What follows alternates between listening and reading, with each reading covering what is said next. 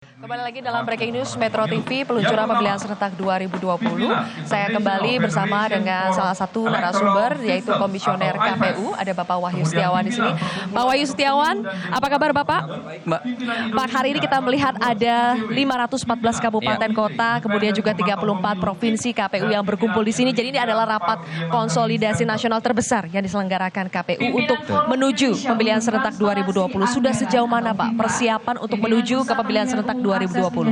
Ya, hari ini kita melakukan konsolidasi nasional sebagai penanda momentum tepat 1 tahun sebelum pemilihan 2020. KPU Provinsi seluruh Indonesia, KPU Kabupaten Kota seluruh Indonesia hadir dalam forum pada hari ini. Dan ini menunjukkan komitmen kita untuk menyelenggarakan pemilihan 2020 dengan baik, profesional, dan berintegritas. Pada saat ini kita mengambil jargon untuk pemilihan 2020 adalah pemilihan 2020 bersih. Kenapa khusus memilih jargon seperti itu Pak? Iya, karena kita ingin kualitas pemilihan kepala daerah dari setiap pilkada terus meningkat. Partisipasi yang demikian tinggi harus diimbangi dengan kualitas para kandidat untuk juga mendorong agar pemilihan ini pemilihan yang bersih.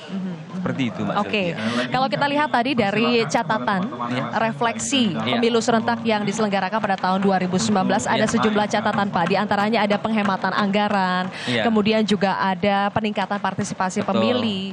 Nah, apa target dari KPU untuk tahun 2020 terkait dengan anggaran dan juga partisipasi pemilih, Pak? Iya. Ada catatan-catatan positif dalam pemilu serentak 2019 yang ini akan menjadi modal bagi kita menyelenggarakan pemilihan 2020. Salah satunya adalah efisiensi anggaran.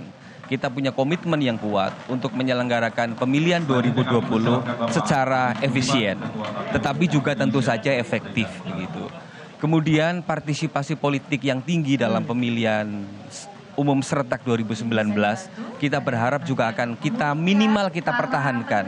Jadi target partisipasi adalah tetap 77,5% dalam pemilihan tahun 2020.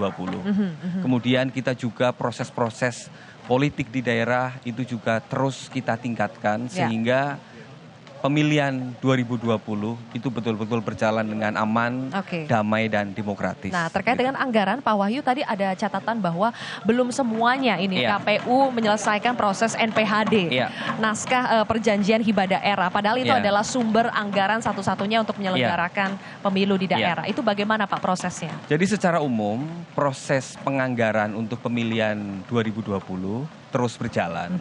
Sebagian daerah sudah menyelesaikan, NPHD sudah ditandatangani, tetapi sebagian daerah memang masih membutuhkan proses.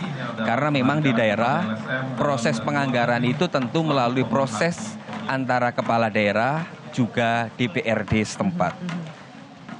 Komitmen Menteri Dalam Negeri untuk terus mendorong dan mendukung pemilihan 2020 anggaran tercukupi itu menjadi komitmen yang sangat kita harapkan sehingga pada akhirnya anggaran pemilihan 2020 itu dapat tercukupi.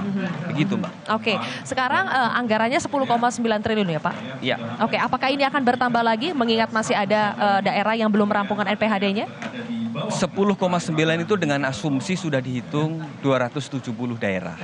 Tetapi kita punya komitmen bahwa anggaran yang disediakan akan kita upayakan untuk diefisiensi sedemikian rupa. Sehingga pada akhirnya secara faktual anggaran yang dipergunakan untuk pemilihan 2020 itu tidak sebesar itu. Kita punya target efisiensi mencapai sekitar 40%.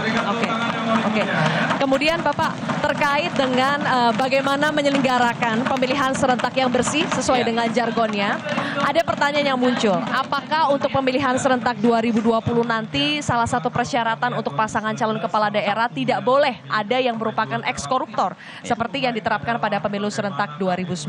Apakah itu akan terjadi lagi, Pak? Ya. KPU tentu mendengar suara-suara rakyat bahwa rakyat menginginkan calon-calon pemimpin di daerahnya itu adalah calon pemimpin yang memiliki rekam jejak yang baik. Salah satu ukuran rekam jejak yang baik adalah yang bersangkutan bukan mantan narapidana korupsi. Oleh karena itu, KPU punya komitmen untuk tetap mencantumkan norma larangan bagi mantan napi korupsi untuk menjadi calon kepala daerah. Tetapi kita juga berharap partai politik punya komitmen yang sama untuk tidak juga mencalonkan mantan napi korupsi menjadi calon kepala daerah.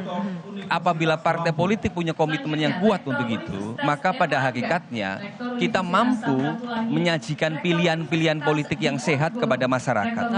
Inilah salah satu esensi dari pemilihan 2020 yang bersih. Pak, tadi Anda katakan ini adalah norma ya. KPU membuat ini sebagai norma supaya nanti tidak ada calon kepala daerah yang merupakan eks-koruptor. Tetapi apakah norma ini akan dituangkan dalam peraturan KPU, Pak, PKPU? Kami tentu akan memperjuangkan itu agar dituangkan dalam peraturan KPU. Tetapi tentu saja kita punya pengalaman yang lalu bahwa norma yang sudah kita cantumkan dalam PKPU dibatalkan oleh Mahkamah Agung, sehingga kita akan mencoba untuk memperjuangkan itu agar norma yang menjadi harapan kita semua, harapan seluruh rakyat itu dari sisi hukum dapat dipertanggungjawabkan. Oleh karena itu kami sudah berkoordinasi dengan pemerintah, dengan DPR untuk bagaimana agar harapan masyarakat agar mantan napi korupsi itu tidak menjadi calon, itu dapat terwujud dalam pemilihan 2020. Oke, jadi akan tetap diperjuangkan, Pak, ya? Kita akan memperjuangkan. Nah, terakhir Pak Wahyu, soal DPT, pemuktahiran data yang selalu saja menjadi persoalan setiap adanya pemilihan serentak. Kalau berdasarkan DP4 atau daftar penduduk pemilih potensial pemilu, itu ada sekitar 107,5 juta dari datanya Kemendagri. Nah, bagaimana nanti proses pemuktahiran data agar bisa menghasilkan DPT yang lebih akurat lagi, Pak? Iya, sebenarnya KPU sudah melakukan upaya. Salah satu upaya yang cukup efektif adalah dengan melakukan coklit. Coklit itu sebuah mekanisme untuk menjamin bahwa hak pilih warga negara itu terjaga dan terlindungi. Pengalaman yang baik pada pemilu serentak 2019, kita mampu menjaga hak pilih warga negara dan model seperti itu akan kita laksanakan untuk pemilihan 2020. Jadi kita menjamin hak pilih warga negara akan kami layani dan kami lindungi. Baik. Terima kasih Sama-sama, Pak Wahyu Mbak. sudah bergabung bersama Sama-sama. kami.